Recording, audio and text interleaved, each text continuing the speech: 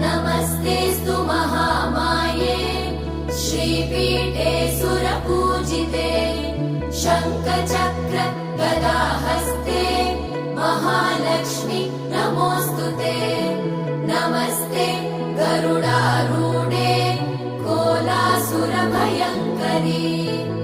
सर्वपाप हरे देवी महालक्ष्मी नमोऽस्तुते महादेव्यै च विद्महे विष्णुपत्नी च धीमहि तन्नो लक्ष्मी प्रचोदयात्।